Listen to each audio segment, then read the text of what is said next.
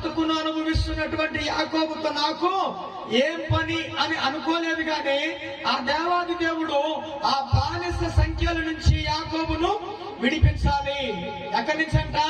బానిస సంఖ్యల నుంచి యాకోబును విడిపించాలి.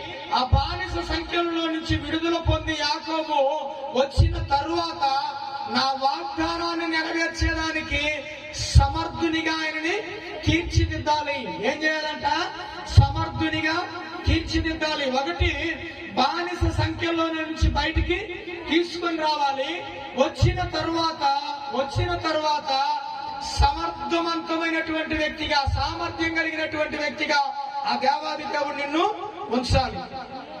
అర్థమవుతుందా? ఒకటి, బానిస సంఖ్యలో నుంచి బయటికి తీసుకురావాలి. రెండు, సామర్థ్యం కలిగినటువంటి వ్యక్తిగా నిన్ను తీర్చిదిద్దాలి.